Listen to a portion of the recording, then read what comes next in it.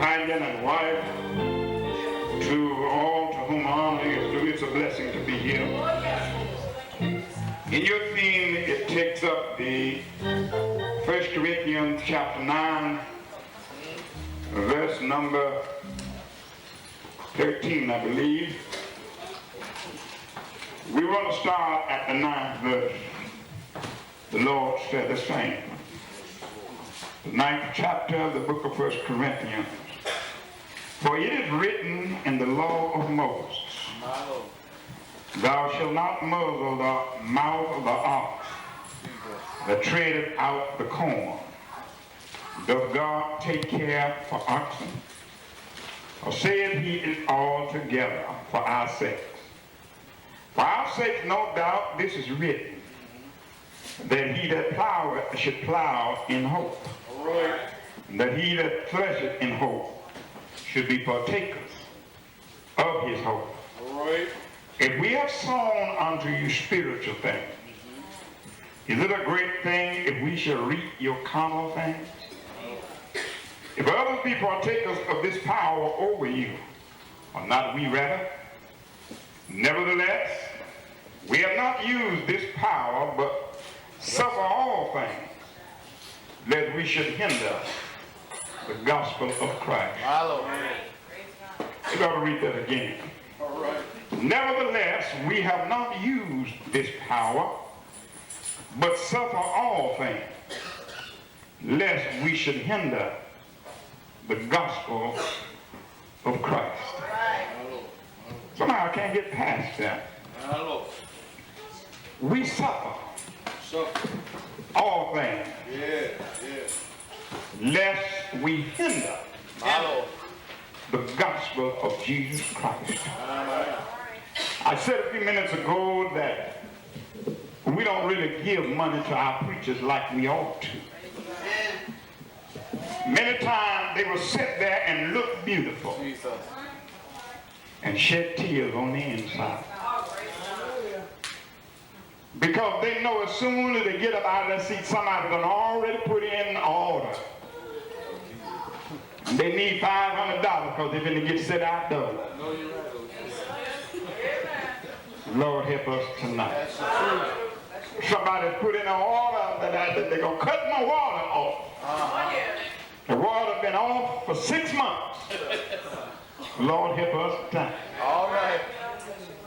But I come to tell you that it's no bed of roses for the preacher. And if you just need a subject, I want to talk about the suffering pastor. That's your word, Lord. The one who gets up in the middle of the night out of his warm bed because one of the saints said, I need you. And one of them that called him and ain't quite a saint. All right. But say, I need somebody to talk to. I can't sleep. But they fail to read in the Word. God never slumbers. He never sleeps. All right. Never too busy to listen to your complaint. All right. But we rather call the preacher. All right. Somebody get me 2 Corinthians, the 11th chapter. I believe it is around the 27th verse. If we're going to talk about suffering preacher, you ought to know what he suffered. He said, do what? In weariness and painfulness. Back up to the 23rd and too far down. Are they ministers of Christ? Are they ministers of Christ? I speak as a fool. I speak. Not only do I suffer, not only do I suffer humiliation, my Lord. Not only do folk make me the butt end of every joke. All right, all right. Y'all know how many stories you hear about the preacher. Second time you heard this week. Praise our God. He is the epitome of all jokes. Let me tell you the tale about the three preachers. My Lord. So they had to confess. They decided that they would come together and have a confession service. One said, well, brethren, I tell you, when I look at the sisters and say, I can't help myself. I'm weak to it. And they said, yeah, brother, you got a problem. We're going to pray for you. And the second one said, I have a drinking problem. When the weight of the world gets on my shoulders, I can't help. I just got to find me a relief valve, and I just take me a drink. And they say, yeah, brother, you got a problem. We're going to pray for it. The third preacher was sitting in the corner laughing. And looked at him and said, now come on, tell us your problem. We told you ours. Now come on, tell us your problem. And he said, you see, brother, my problem is I talk too much. And I can't wait till I get out this room to tell what y'all done did. Well, I think if I had been one of them other two preachers, I'd have another problem, because we're going to shut him up. We're going to heal him quick. Amen. Let me tell you one thing. The preachers, see, folk want to make preachers gods. Right. Yeah. And we humans just like anybody else. Yeah. Oh, y'all ain't going to pray with me. See, if a preacher stomp his toe, we want to put him in hell. Right. But you can fornicate, homemonger, and do anything you want, and you want all the mercy there is in the world. Right. Oh, Lord, help us tonight. Come on, read some more of that. I not only am I suffering, preacher, but I'm a fool on top of that. I am more. Labors more abundant. Say what? In labors more abundant. In labors, listen. Right. I see some work been done in the church. Amen. I didn't see who did it. But I almost guarantee the preacher was down here in the overall. Amen. Pushing the brush somewhere. Amen. Pushing the broom somewhere. Fixing up something somewhere.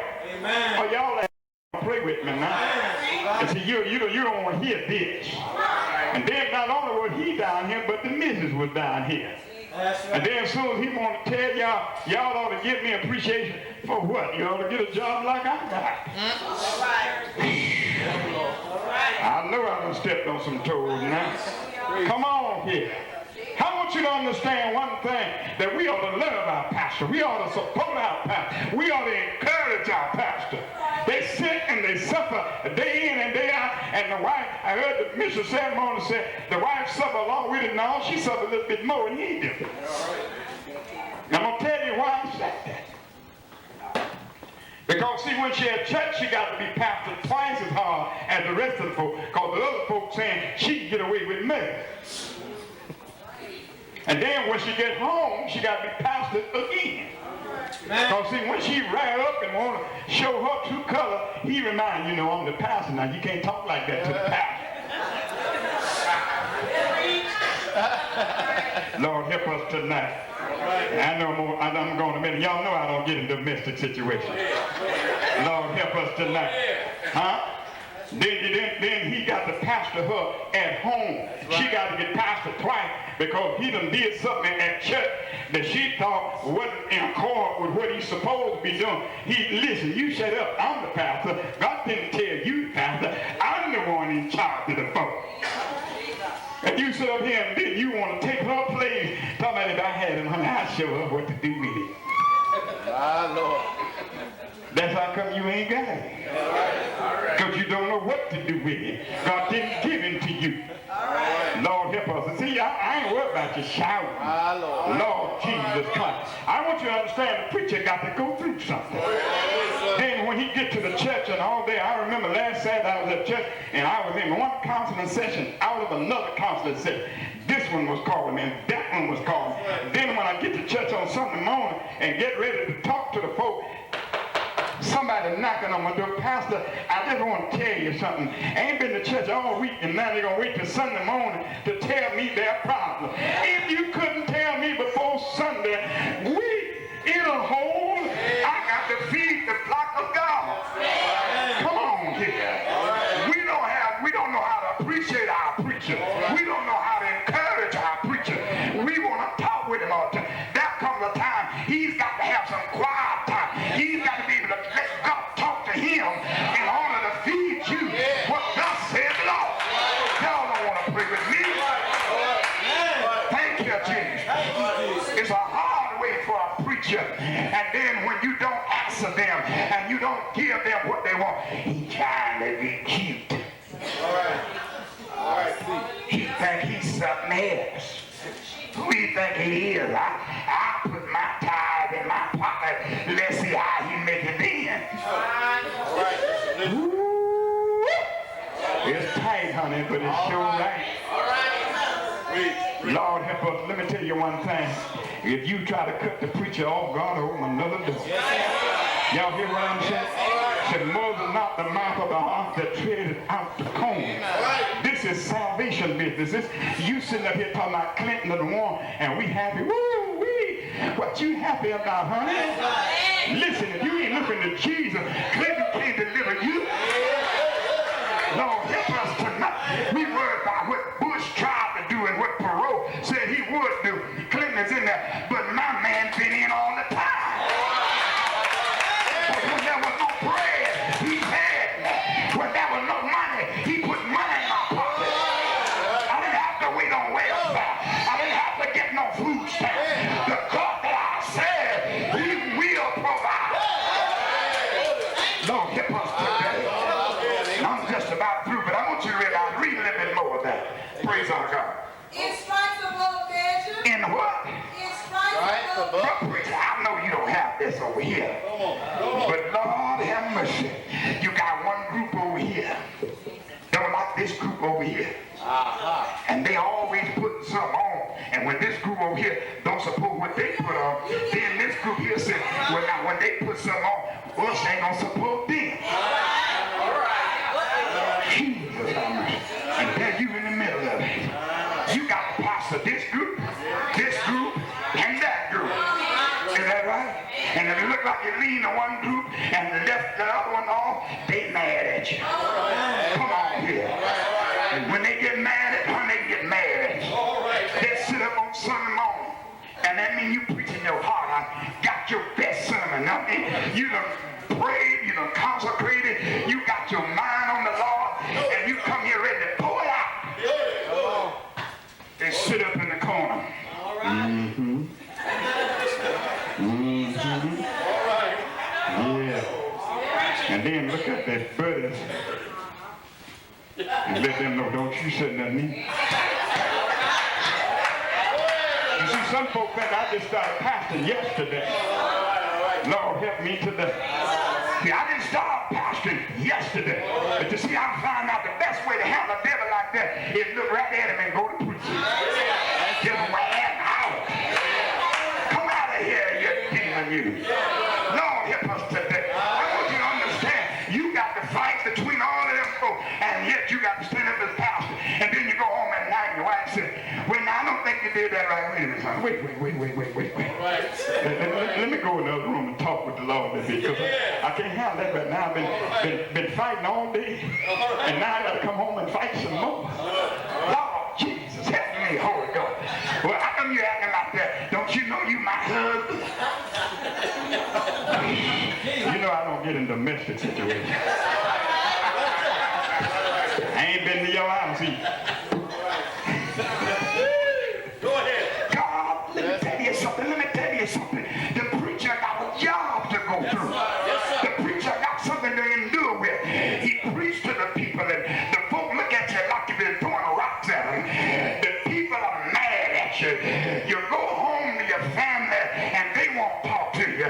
You fall on your knees and cry out to God, and look like he won't hear you.